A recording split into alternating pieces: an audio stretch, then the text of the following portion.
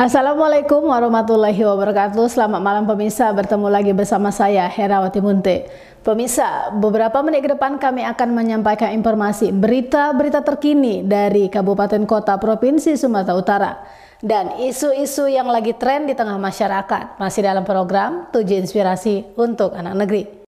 Pemirsa, pasca Kongres kedua Transportasi dan Angkutan Serikat Buruh Solidaritas Indonesia FTA-SBSI mulai bergerak dan bangkit untuk memperjuangkan hak-hak buruh, terutama buruh transportasi dan angkutan. Setelah Presiden KSBSI Eli Rosita Silaban dalam Kongres kedua menetapkan dan memutuskan KSBSI sebagai afiliasi FTA-SBSI. Kongres kedua yang dihadiri kurang lebih 1.200 peserta secara aklamasi memutuskan Ramlan Sinaga sebagai Ketua Umum FTA Serikat Buruh Solidaritas Indonesia FTA-SBSI. Ketua Umum Ramlan Sinaga didampingi Ketua Cabang FTA-SBSI Pematang Siantar, Libert Simanjuntak, dan Ketua Cabang FTA-SBSI Jambi, Demson Sinaga, menegaskan bahwa program pendek FTA-SBSI membentuk 100 cabang seluruh Indonesia, seperti Sumatera Utara, Riau, dan Jambi, resmi memutuskan FTA Solidaritas Indonesia berafiliasi ke DNKSBSI.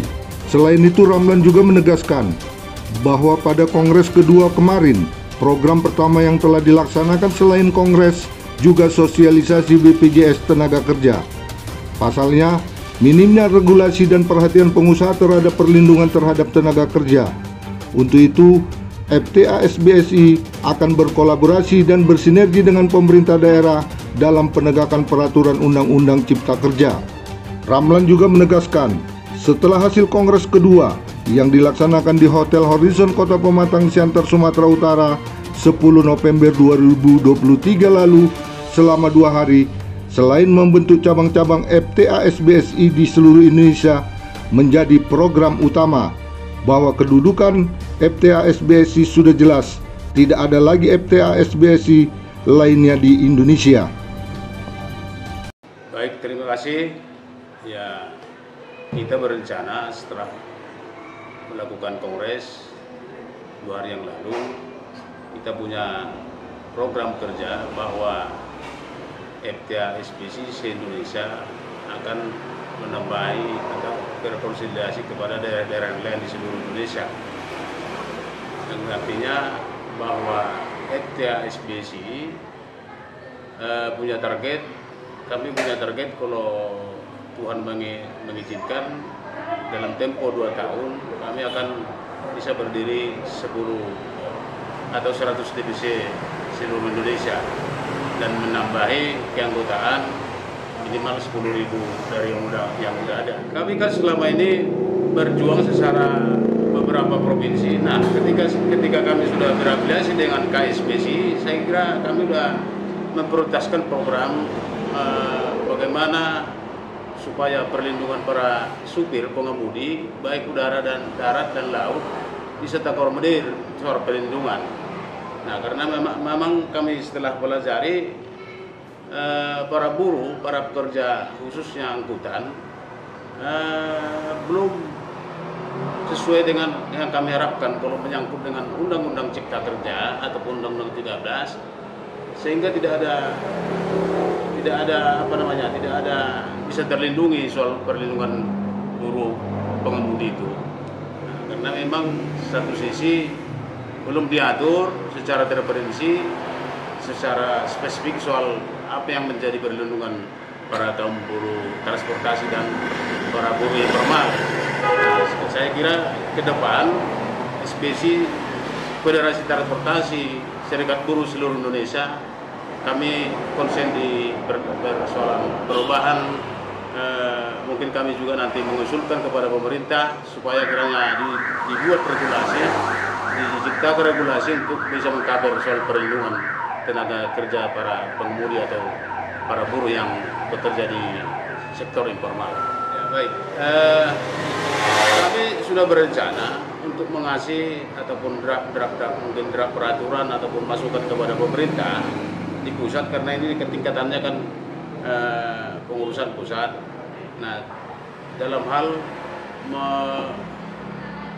membuat sebuah regulasi yang bisa melindungi para buruh transportasi termasuk pengemudi dan buruh informal.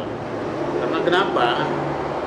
Menurut pengamatan kita sampai hari ini belum ada aturan ketenaga kerjaan yang bisa menyentuh daripada perlindungan para supir dan buruh informal. Nah, justru karena itu mungkin kita nanti meminta kepada pemerintah supaya dibuat sebuah regulasi, nanti mungkin dibantu oleh DNKSBC agar kita suarakan kepada pemerintah pusat. Ya tentu saja itu kan aset daerah yang difasilitasi oleh pemerintah pusat, mungkin Kementerian Perhubungan. Nah ini kan harus segera difungsikan juga. Tujuannya adalah supaya bisa juga membuka lapangan kerja bagi buruh para informal ataupun formal, supaya bisa beraktivitas di sana.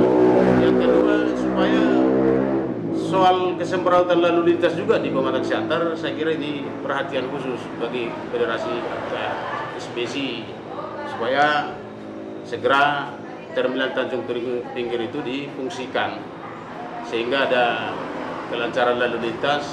Contohnya di jalan Batuan Anggi ya, Batuan Nagari atau Pangatuan Anggi, itu kan orang berjualan semua sudah di jalan.